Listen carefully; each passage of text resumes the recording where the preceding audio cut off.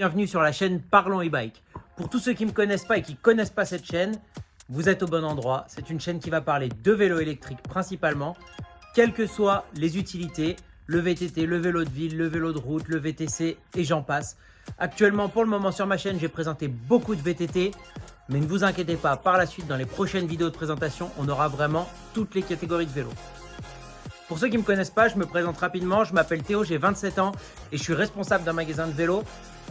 Donc ne vous en faites pas, je ne vais pas forcément pousser les vélos que je peux vendre dans mon magasin, mais vraiment essayer de parler un maximum possible de plein de marques différentes. Je me suis même rapproché d'autres magasins pour pouvoir aller tester des modèles que moi je ne pourrais pas avoir en présentation dans mon magasin. Mon but étant de vous aider à faire le meilleur choix dans votre prochain vélo électrique, enfin pour votre prochain vélo électrique, que ce soit d'un point de vue prix, d'un point de vue équipement, d'un point de vue astuces, conseils, entretien, etc. Je vais essayer de balayer vraiment le plus possible le spectre du vélo électrique. En attendant, cette semaine, je vous présente de nouveau un VTT un petit peu plus bas en budget que les VTT précédents que j'ai pu présenter. Je vais vous présenter un VTT dans la gamme Enduro, on va dire, de chez iBike. Il s'agit du All Mountain 1.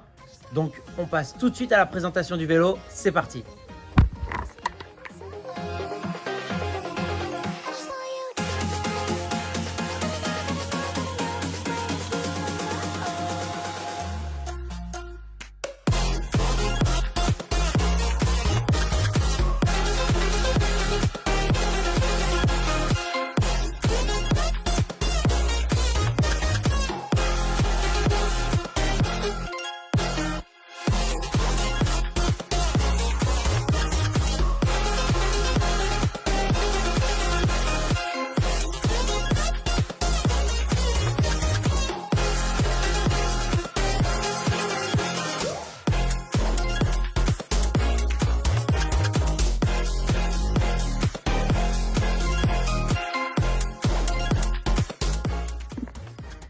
Et voilà, comme je vous le disais, cette semaine, on va parler du modèle All Mountain 1 de chez iBike.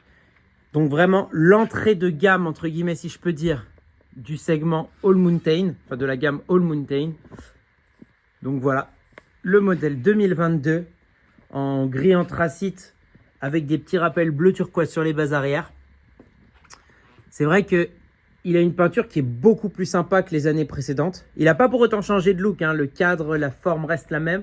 En revanche, au niveau peinture, c'est quand même beaucoup plus passe-partout, on va dire, que l'année précédente.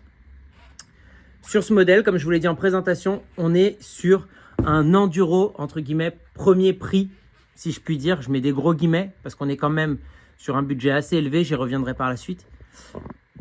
Mais donc, on est sur un modèle enduro en 160 mm à l'avant, 160 mm à l'arrière. Donc là, vraiment, c'est un vélo passe-partout, très joueur, très sympa, très court de l'arrière. En plus de ça, on va le retrouver en montage mulet, c'est-à-dire route 29 pouces à l'avant, route 27,5 à l'arrière. Alors, vous vous demandez peut-être comment iBike a fait pour sortir un vélo avec ces caractéristiques-là, entre guillemets, si peu cher. La raison va s'expliquer par rapport au choix de plein d'équipements. Contrairement à certains autres modèles qu'on peut retrouver dans le même créneau de débattement, le modèle-ci ne sera pas présenté, ne sera pas vendu en tubeless directement. C'est-à-dire que les roues seront tubeless ready. En revanche, si vous souhaitez équiper votre vélo de tubeless, il faudra remplacer les deux pneus. Après voilà, ça permet pour eux de baisser un petit peu le coût de production. Au niveau du freinage, on est bien sur du 4 pistons, ce qui est vraiment indispensable dans un créneau de vélo comme celui-ci. En revanche, on ne sera pas sur du Shimano, on ne sera pas sur du SRAM, mais on sera bel et bien donc sur les freins Tektro, les Tektro 4 pistons à huile minérale, bien sûr. C'est les Tektro Orion exactement. Donc ça fait le boulot. On va dire qu'en termes de freinage, ça peut faire le job. Mais moi, c'est vraiment une chose que j'aime pas spécialement, c'est-à-dire que ce frein n'est pas très puissant sur la durée, il a tendance à vite chauffer. Après, il y a possibilité toujours de l'améliorer, c'est-à-dire qu'on va avoir des étriers qui vont être très similaires aux étriers de frein Shimano, du moins la forme de la plaquette est équivalente au Shimano XT.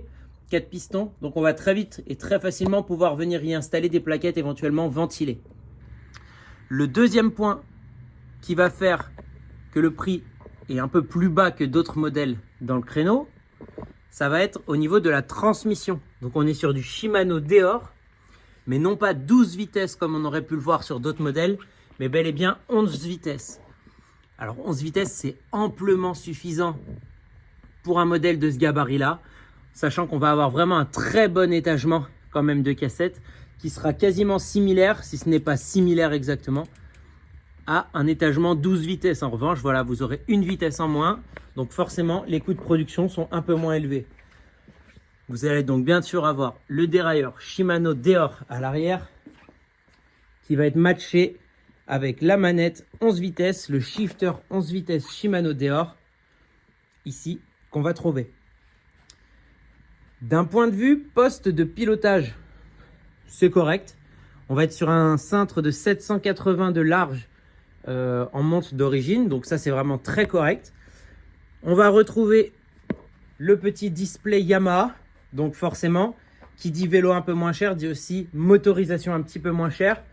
Donc on est sur le moteur PWST de chez Yamaha, donc qui a un couple de 70 Nm. Et on va avoir le display Yamaha qui lui est clairement quand même un peu plus cheap en termes d'aspect que les Purion, Bosch ou quoi que ce soit. Ça fait très plastique, mais c'est ce qui permet aussi de rester dans un tarif entre guillemets contenu, sachant que vous aurez quand même toutes les informations nécessaires, c'est-à-dire la vitesse, les kilomètres cumulés du vélo. Vous allez pouvoir connaître votre distance journalière, votre autonomie restante qui s'ajustera en fonction du mode d'assistance sur lequel vous êtes. Et à droite, le niveau de batterie. Sur cette motorisation-là, vous allez avoir 4 niveaux d'assistance présents, plus un mode automatique que vous pourrez actionner en restant appuyé durant 2 secondes sur la touche supérieure. Et donc lorsque le A apparaît ici, nous sommes sur un mode dit automatique d'après Yamaha. Donc d'un point de vue moteur, comme je vous l'ai dit juste avant, on est sur le moteur PWST de Yamaha, que je vous montre juste ici. Il est assez sympa en look, l'intégration est plutôt bien faite, on le voit. Hein. Mais contrairement à d'autres modèles, vous voyez, en fait c'est la finition qui est un petit peu plus approximative, c'est-à-dire qu'au lieu d'avoir vraiment des passages de câbles en interne, même dans les bases arrière, ils ont plutôt choisi de mettre des guides afin de guider tout simplement les durites de frein, le capteur de pédalage. Donc ce qui potentiellement nous laissera un petit peu plus de place au fait qu'on puisse arracher éventuellement des câbles pendant l'utilisation. Après, voilà, c'est à voir, on peut toujours trouver des petites solutions pour les protéger. Au niveau de la batterie, ça aussi, c'est un petit peu moins facile et un petit peu moins bien intégré que sur des moteurs Bosch ou Giant éventuellement. On a un cache en plastique qui se situe sous le tube diagonal qu'on vient retirer pour avoir accès à la batterie. Au niveau de la motorisation, par contre, donc on a dit on est sur un PWST Yamaha en 70 Nm. Et au niveau de la batterie, on est sur une batterie 630 watts. Donc par contre, une chose qui est très intéressante, c'est que sur ces gammes moteur-batterie, on arrive à trouver vraiment une autonomie qui est très très sympa. Donc voilà, après, comme on peut le voir ici, hop, on a un look sur le vélo qui est quand même joli, qui lui donne vraiment un look très sportif, malgré le cache de la batterie en plastique. L'intégration du moteur est plutôt bien réussie, moi je trouve. Comme je vous le disais juste avant, l'ensemble moteur-batterie, elle nous permet d'avoir une autonomie qui est assez intéressante. En utilisation pure VTT, c'est-à-dire vraiment avec un peu de dénivelé, vous pouvez facilement et sans problème atteindre les 65 à 70 km d'autonomie. Ce qui est franchement très sympathique pour ce genre de vélo. Car comme on le sait pour l'instant, sur ces batteries-là, il n'est pas possible de venir mettre un range extender, donc une seconde batterie. Sur ces modèles 6, ça ne sera pas possible. Au niveau de l'équipement, on retrouvera aussi dans ce tarif-là une tige de selle télescopique, donc qui aura une sortie plus ou moins importante en fonction de la taille du vélo que vous aurez choisi. Voilà, donc par rapport à un taille S ou un taille XL, la sortie de selle ne sera pas la même, ce qui est normal, ce qui me paraît correct.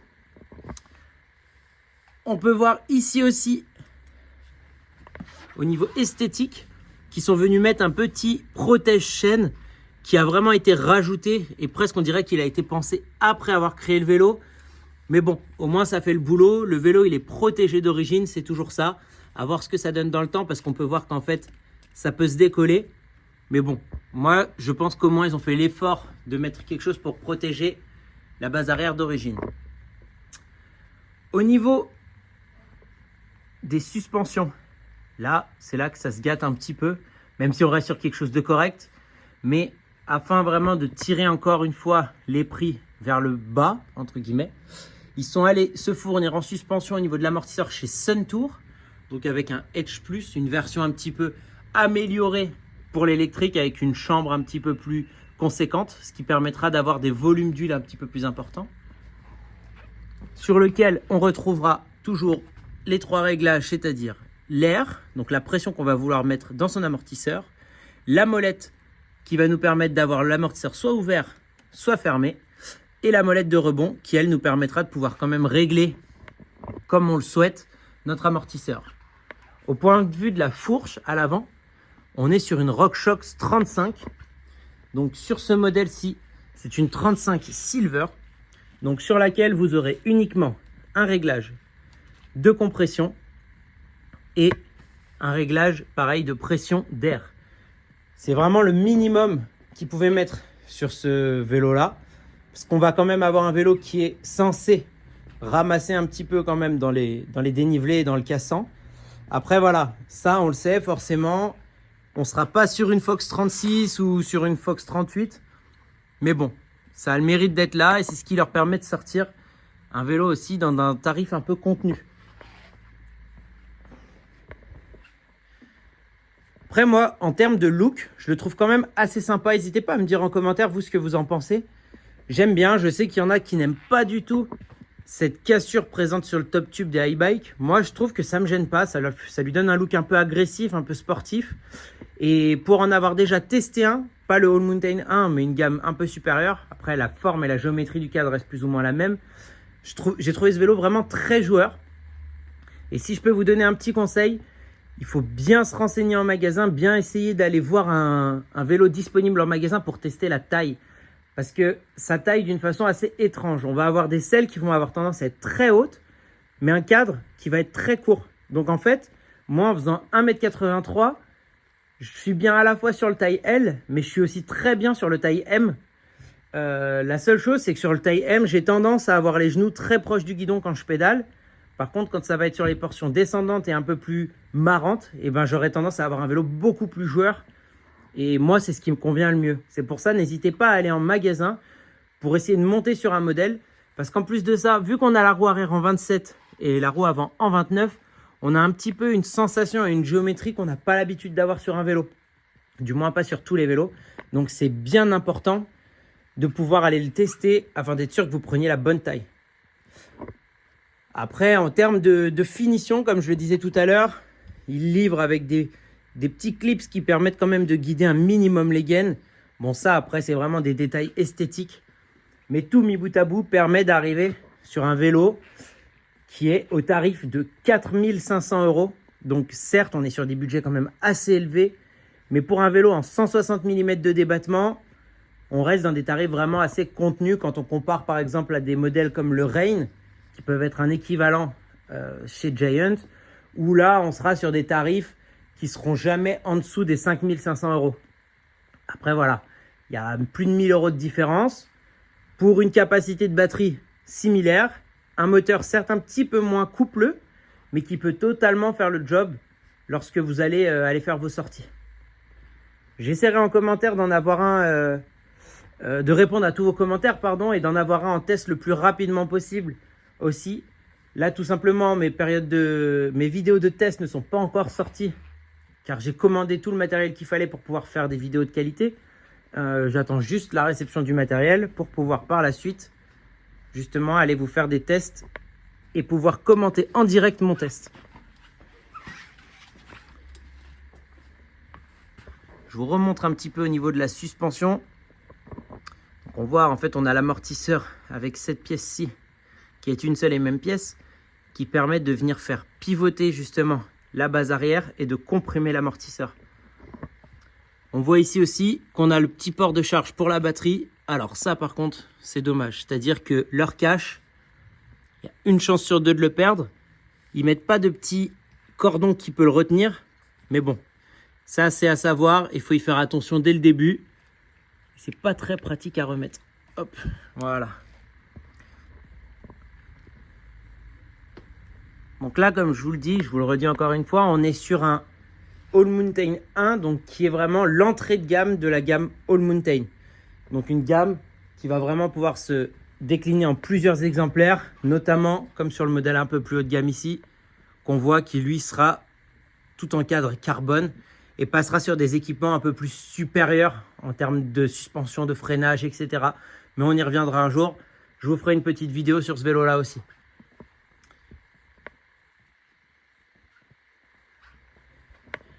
Moi, je trouve que pour des personnes qui ont un tarif, un budget dans les 4000, 4500 euros, ça reste quand même un bon compromis. Après, il y a d'autres marques qui peuvent proposer un petit peu aussi ce créneau de prix-là. Mais moi, je le trouve vraiment assez sympa. On a une montre de pneus qui tient la route. On a des suspensions qui vont tenir la route pour des personnes assez débutantes, qui risquent d'être limitées pour une personne qui aime se faire plaisir assez vite et assez fort en descente. Donc voilà, à voir. Voir s'il ne faudrait pas passer sur une à deux gammes au-dessus.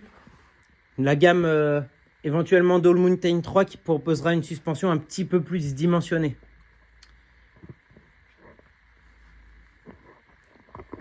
Je vous laisse avec quelques plans un peu plus sympas du vélo. Et on se retrouve très très vite pour une prochaine vidéo sur des nouveaux modèles. Et la prochaine fois, je vous le garantis, on passe sur d'autres types de vélos. Toujours un petit peu sur du VTT, mais on aura aussi du vélo urbain. J'ai vraiment des très beaux modèles qui sont arrivés que je vous ferai présenter très très rapidement.